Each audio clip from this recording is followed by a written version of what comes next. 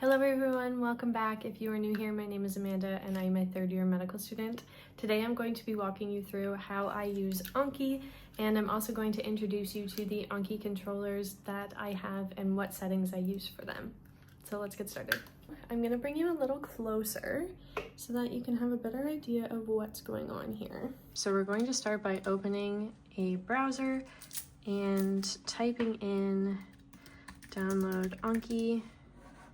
Going to go to this first one with a blue star and click download Anki, and it'll bring you down to these different options depending on what your desktop is or if you'd like to use it on the mobile. So once you download it, this is what your Anki is going to look like. Not as bright and colorful, but we can change that. Yours should look gray and blue. So we're going to start off with the basics. I'm going to teach you how to create a deck. Go down to the bottom here and click create deck, and then you're going to come in and we'll name that test deck, and you click on it here and it says congratulations, you have finished this deck for now. That's because we don't have any cards in it. So let's add some cards. You go up here to the add, it'll open up to this screen. The normal screen that you are going to see when it opens up is going to be like this. It's going to say front and back. It's going to be like a normal card, and up here you can make sure that it's going into the correct deck. So you're going to type on the front, and then on the back, you'll type the answer. When we get into different types of cards, we have a bunch of different types of cards. One of my favorite ones to use is the close deletion. I use this 5B80F, no idea why. It actually saves me time because then I can write the card like this. So let's go back into our Anki. So now you can see we have two new cards, 0 learning because we haven't opened any, and 0 to review. So I'm going to click study now. So this is an example of what the closed deletion card does. So instead of doing a front and back, it looks like it's just got that gap there, and when I press the space bar, it shows me the answer. And then this is the front and back one. That is the regular card. You see when the answer pops up, it pops up underneath this line here, and the answer is blue.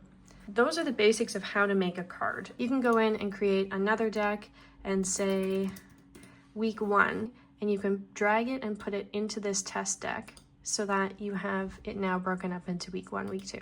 Like here I have year 3, semester 6, and then all of the subjects that we're doing. And then if you open these, I actually have every single topic that we're doing. I prefer to sort it like that just because it's helpful for me to keep track of where my weaknesses are, and I can kind of spot treat those. Now, if you want to make it look all fancy like this and fun and give you these stats, we're going to go over to the top here. We're going to go to tools and scroll down to add-ons. So these are all the add-ons that I have here, but let's click get add-ons and browse add-on, and that's going to take you to this website. So over here we can see that all of the different add-ons available are here. There's no order to them whatsoever, and there's quite a few of them, as you can see. And then we can see the ratings and the modified. So let's say we want to do the review heat map. So we'll click on here. You can see what the heat map looks like. That is what I have, but in blue, and it gives you these stats down here as well.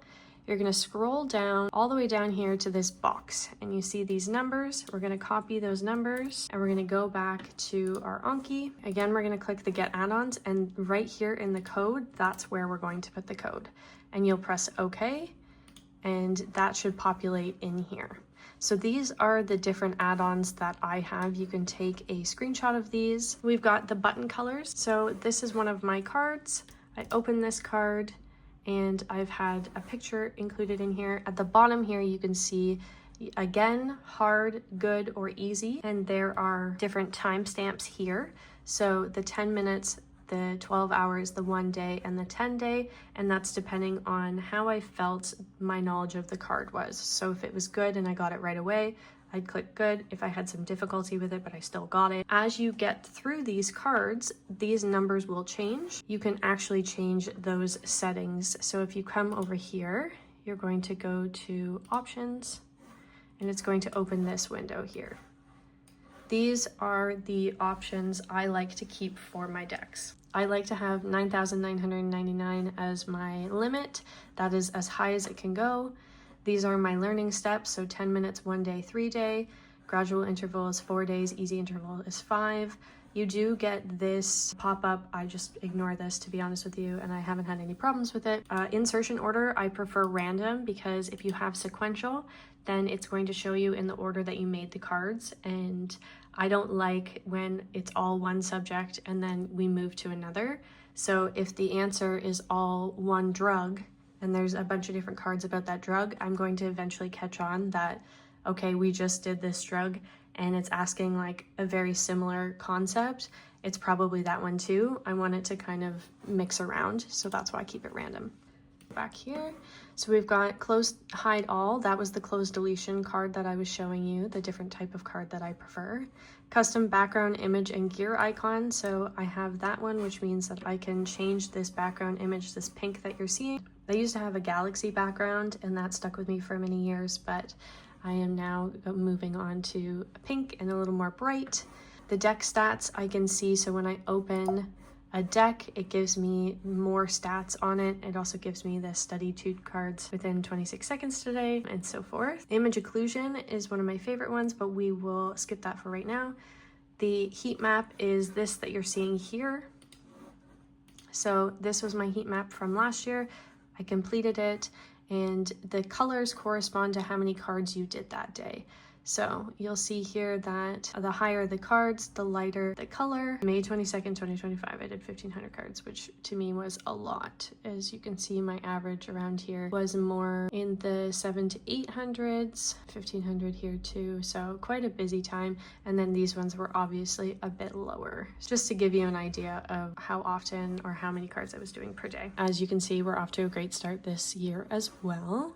And then finally, I'd like to show you the image occlusion. So let me actually go back to my previous cards, because I think that this is going to be helpful. When I pressed browse there, it allows me to look through all of my cards. And right now I'm looking at the anatomy cards. Okay, so this is an image occlusion card.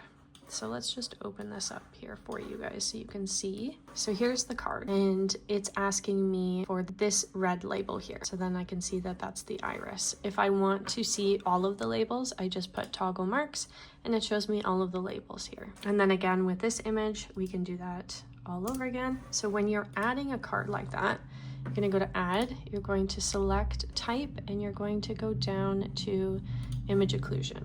Now there's a bunch of different options in mine, but personally I just use image occlusion. Okay, you're going to go to select an image and then select. So this is an image of the ear. I'm going to go up to one of the labels and I'm just going to drag across and create these boxes. Okay, and let's pretend that I've done them all. So if you want some of these to be in one card together, you can select them, a bunch of them, and then you can add them together here. If not, you can just leave them individually, and when you add them, it'll add them as individual cards. So this was an individual card because I didn't create it in this group, antihelix, but then I did put these all together in a group, and you see how it's asking all of them in one card, just to save you a little bit of time if you already know the information. One thing I want to caution you on is that if you are using the app or you're using Anki on your desktop and then again on your laptop, use this sync button. This is going to sync to your internet profile on Anki Web, and it's going to make a huge difference. And then when you go to open Anki onto your laptop, the cards that you've already done here are going to be counted on your laptop. If you don't do this sync, it is going to be mismatched and it's going to create more problems for you. So get into the habit of pressing this sync button, or just don't use it on multiple places. All right, so I think that's it. If you want to get really technical, you can also go into browse. So as you get farther into your Anki world, browse will show you all of the cards that you have. And over here, as you can see, this card breakdown, this is a different type of card, so it's got a lot of options here. I don't use these options, but this is something that you can add on. But something that you have in every card is tags. You can come down here and you can look at the tags, and that'll help you too when you're doing UAssembly studying. So you're using Sketchy Micro, Sketchy Path, Sketchy Farm. You come down here, you see Sketchy Micro, you open it up, you have bacteria, fungi, viruses, parasites, you click the bacteria and you can open up from there. So when I open up gram-positive cocci, I open up Staph aureus, you can see all of the Staph aureus cards. So why is this yellow? These are yellow because they are suspended. If you looked at those other cards, they weren't yellow. Those are cards that are actively in play for me. Right now, these suspended cards are not being seen. If you want to unsuspend them, you're just gonna right click, you're gonna come down and press toggle suspend, and that's going to show you those cards then. So as you go through USMLE studying, you find the cards in here, you unsuspend them, and now you can do them in your Anki. So I hope that this video was helpful. If you guys have any questions, feel free to leave them down in the comments below. I'm going to do a separate video on the Anki controllers just because they are a little complicated to set up. So I figured they need their own video, but I will definitely be doing that for you guys. These controllers save me so much when it comes to studying for Anki because there is so much to do and they make the cards go by so much quicker. So if you are serious about Anki and you want to be doing as many cards as I am per day, I would definitely recommend getting the controllers. It's going to save you tremendously. Thank you guys so much for watching. As a reminder, stay well, stay healthy, and I will see you guys in the next video. Bye!